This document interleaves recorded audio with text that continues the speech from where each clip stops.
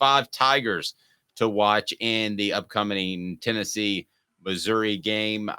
Caleb, again, like I said, this is not a team bereft on talent. This is not a November team like Kentucky or Vanderbilt back in the day, where Tennessee should just be able to roll the ball out there. They're a considerably better football team, but it's not a roll the ball out there any sort of thing.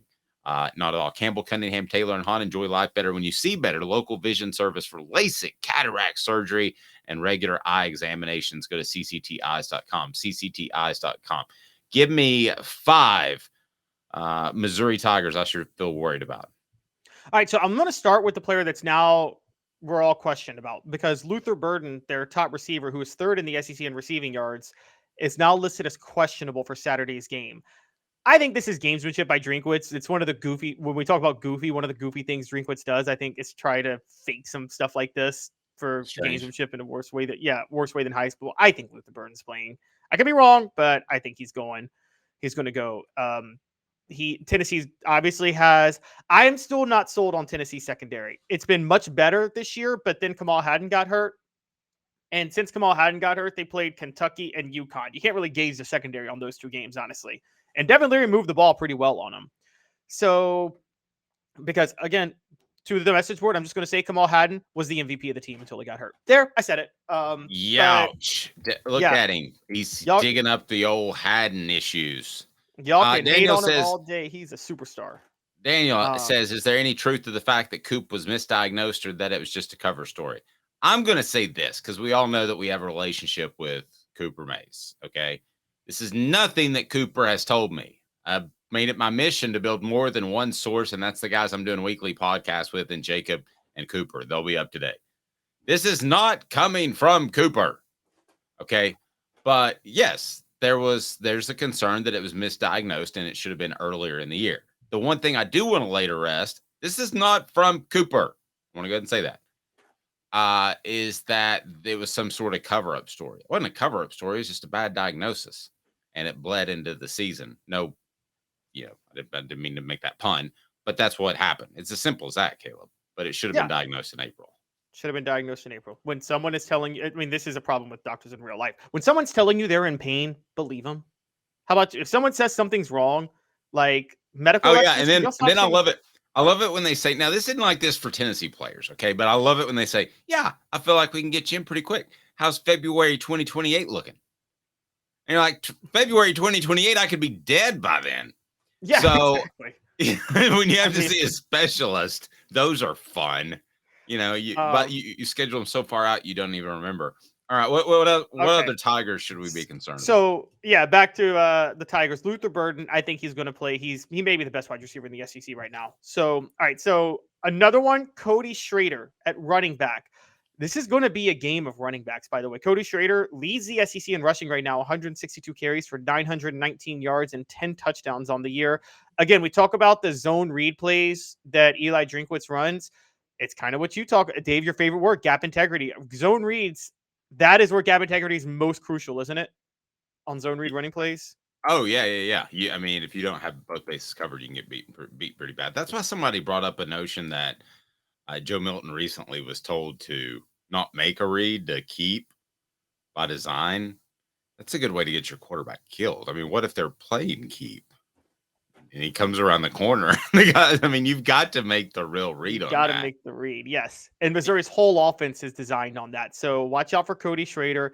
And then a couple of defensive guys. Chris Abrams-Draine, the cornerback, he has 4 interceptions on the year. But, Dave, it's not like one of those type of cornerbacks that gets burned and then gets picks. He's a top 10 PFF cover corner in college football. In the SEC, only Kamal Hadden was better. And there, I said it again. But only Kamal Hadden was better until he got hurt. Keeps coming up. Because he was a superstar, and I hate that he got hurt because he was not getting the respect he deserved. He was the best cornerback in the SEC when he got hurt. But Chris Abrams-Draine is now the best cornerback in the SEC with Kamal Hadden out, so watch out. Another thing, Missouri is tied for 17th nationally in sacks. They got 27 on the year. They have a great front seven that puts a lot of pressure, brings a lot of pressure. Darius Robinson is the anchor of that. Dave, he's 6'5", 290, but plays defensive end. And has 8.5 tackles for a loss. I did notice they play 3 down a lot, which is similar to well, I want to say Kentucky did that a lot, but I was talking to Cooper about that, so it's good to be prepared for that. I noticed they had a lot of 3 down lineman looks. Go ahead. Yeah, their base I think is still technically 4-3, but you're right. It's kind of a I think Tennessee does this sometimes. Tennessee can play 3 down even if their base is 4-3. I don't think 10 years ago if you make that switch, it was such a big deal. I don't think that switch is a big deal anymore. Do you? 3-4-4. No, that's why we came up with a term that I hate, edge. Like it was too difficult for us to write DE/LB. But anyway, whether or not you play with your hands down, it's really where you're lined up on the tackle's shoulder. But anyway, exactly. All right, so Darius Robinson has, just want to point this out, 8.5 tackles for a loss and 5.5 sacks on the year, playing in that role. So he's the anchor of the elite pass rush for Missouri. Okay, we got 5 balls to take a look at. Let's do that. No, we got one more because we gotta give love to Brady Cook, the quarterback. That's my bad. I thought we had already talked about Brady. Dave hates Brady Cook. Dave thinks Gaston Moore should be starting at Missouri. I love Brady Cook. I love Gaston Moore, but I don't think he should be starting. This is the message board of misquoting. The misquote message board. I'm just saying. But does nothing but just causes confusion. Everybody thinks I'm down on Nico. I'm not. All right. So what do we got for 5 balls to watch? And I'm gonna throw 4 downs at you and break them down. All right, number 5 is Jalen Wright. Again, battle of running backs. Cody Schrader versus Jalen Wright. That's going to be intriguing to watch. Tennessee's going to have to run the ball well against Missouri. Number 4 is Jalen McCullough. Missouri has been prone to throw some interceptions this year, typically to safeties. McCullough just had an interception last week. And he's a hard-hitting strong safety, which, as you know, Dave, in a zone read short pass offense, the hard-hitting strong safety can be the biggest impact player, particularly over the middle, right? Yeah, no doubt about it. A guy named Fred White would love to play in this game. Yeah, Fred White made a pretty good living off that. And who else? Squirrel White is number 3. Missouri is prone to elite playmakers at receiver. Ladd McConkey had a breakout game against him last week. Elijah Herring is number 2 because, again, Missouri's zone reads, the linebackers have to stay in their lanes, and it's crucial for the middle linebacker to be the anchor of that. So that's why Elijah Herring is going to be very crucial in this game. And number 1 is a guy that Josh Heupel tried to recruit when he was offensive coordinator at Missouri. This guy by the name of Joe Milton. Maybe you've heard of him.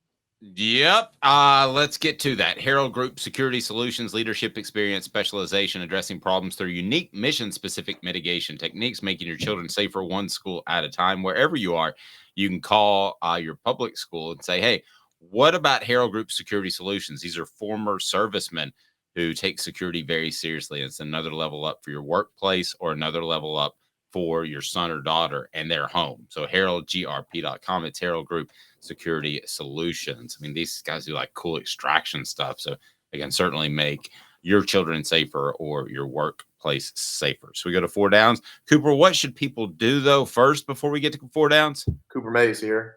Hit like and subscribe. All right, Coop, we got first down. Coop here. First down. Okay, so I want to break down some of your picks as when we look at the upcoming game. So let me start with Jalen Wright, who you believe will be the leading rusher. Is that correct or not? Yes, Jalen Wright will be Tennessee's leading rusher. Okay, how many yards will we have over under on Jalen Wright? That is first down, brought to you by our friends at Herald Group Security Solutions. I think he's going over 100. I think I haven't made my predictions yet, but Tennessee has run the ball really well in Missouri 2 years in a row. I don't see why that changes this year, even with Missouri being better.